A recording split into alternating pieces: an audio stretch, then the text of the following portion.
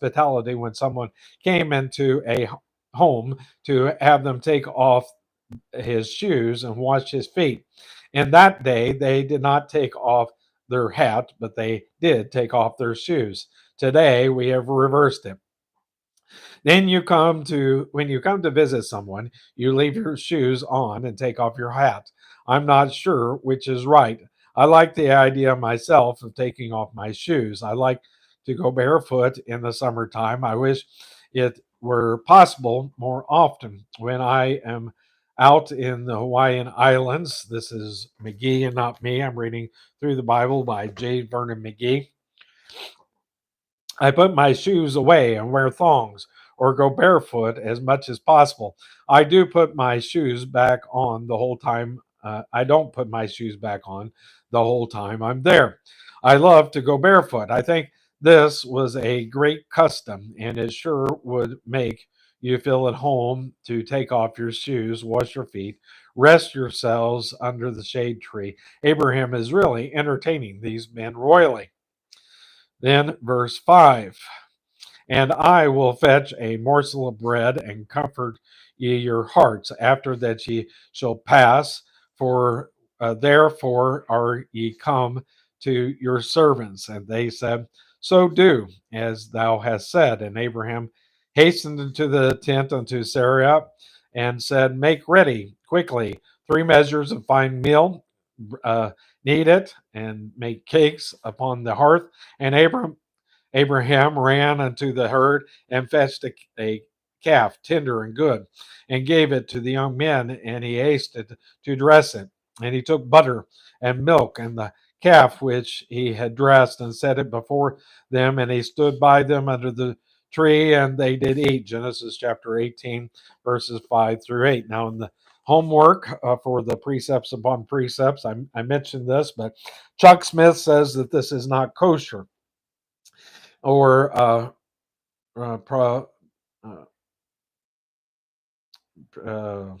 can't read my writing. Proper Reds portions is it's I brought this out that they believed that drinking milk and eating butter and meat together was not kosher because the law said that you were not allowed to boil a baby in its mother's milk. And they feel like that it'll be boiled in your stomach. They don't know where the butter and the milk came from.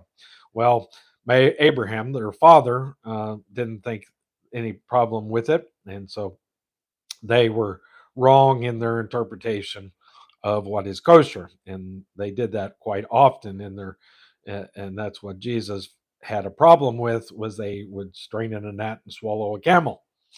Isn't this a marvelous way of entertaining? Abraham has prepared a sumptuous meal.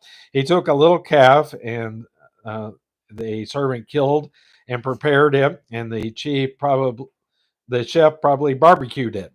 They had veal steak and or veal roast, I imagine, and all the trimmings that went with it. And he took butter and milk. My, it was a real feast. Abraham entertained these 3 guests.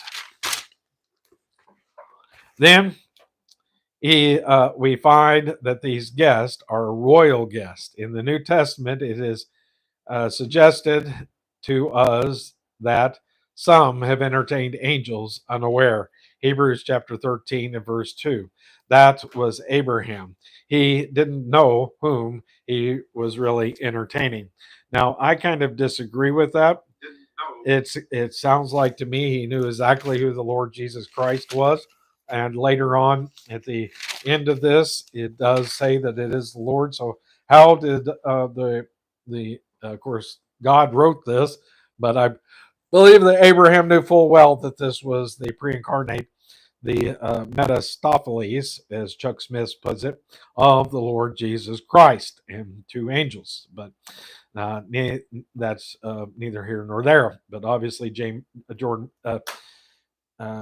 McGee, Dr. J. Vernon McGee, thinks that this was a custom of the time. But I think, as I read it, it didn't sound like that to me. Verses 9 through 16 is the next section.